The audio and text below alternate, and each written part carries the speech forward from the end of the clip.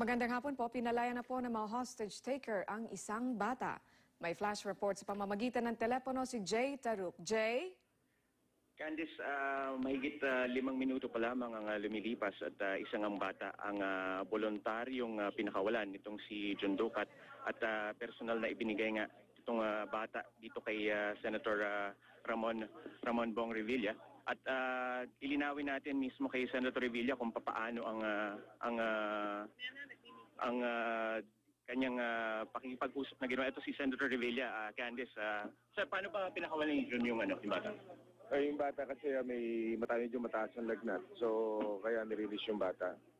Actually, nanggaling kami mismo sa kanya yun. Tumawag lang sa polis natin na willing siya ilabas kasi may sakit. May kapalit ho ba yung pagpapakawala ng isang bata? Kapalit? Wala naman. Dahil may sakit lang. Tapos sinabi niya, mihiling sila ng ice cream para sa mga bata. Kaya meron naman tayong ice cream na ibibigay. Itinakbo na ho sa ospital yung bata? Tinakbo na sa ospital. Okay, yan si Senator Revilla. Hinggil nga dun sa pinakawalan na bata. Wala pa tayong detalye kung sino itong batang ito, ano yung kanyang sakit at mukhang may stretcher lang na isinakay ito sa stretcher at yung stretcher naman ay diniretso doon sa ambulansya at itinakbo na nga sa ospital itong bata. Yun, nadinig din natin na Candice kay Senator Revilla na may kapalit na ice cream. Apparently humingi ng ice cream itong si John Ducat para doon sa mga bata na nasa loob ng kung ilang oras na mula pa kaninang 9:30 ng umaga dito nga sa hino-hostage na bus kung saan itong si John Ducat nga ang nihinalang may ang utak nung kanilang isinasagawang hostage. Candice?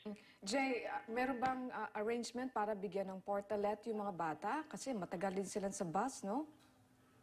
Candice, hanggang sa mga oras na ito ay hindi pa nababanggit yan ng mga nangangasiwa ng hostage taking dito yung mga otoridad. No? Ang sabi ni Senator Revilla, ang sinasabi ni John Ducat sa kanya ay mag-stay put muna, mag-standby sa mga susunod niyang sasabihin o susunod niyang mga pagkilos. At ang hinihiling nga niya ay huwag munang umalis itong si Senator Revilla. At ang sabi ni Senator Revilla ay hindi raw siya aalis dito hanggang mamayang gabi ang inaasahan niyang magiging pamamalagi niya dito. At hanggang hindi raw nag-vigil yung mga tao dito sa harap ay hindi raw matatapos itong crisis na ito. Ay yun ang paliwanag ni Senator Revilla sa GMA News. So malamang lalapas pa ito ng ilang pang oras hanggang mamayang gabi? Inaasahan ni Senator Revilla na magdadrag pa itong hostage crisis hanggang mamayang gabi.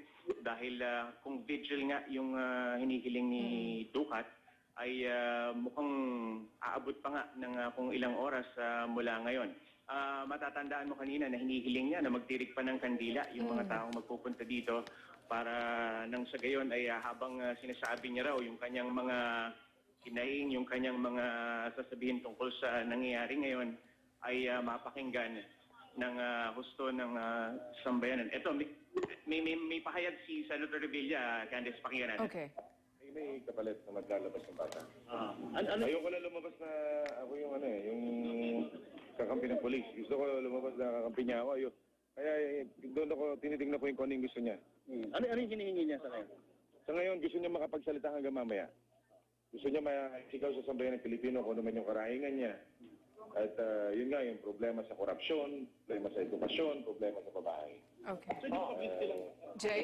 Well, I don't know. Pero yung tao to, maprinsipyo yung tao eh.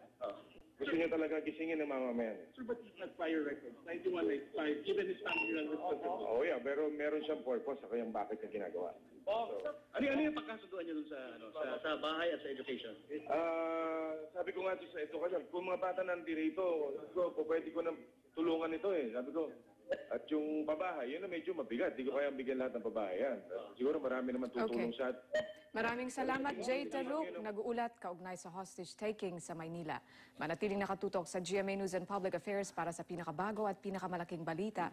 Maaari po kayo mag-log on sa www.gmanews.tv. Ako po si Candice Hiron. Magandang hapon po.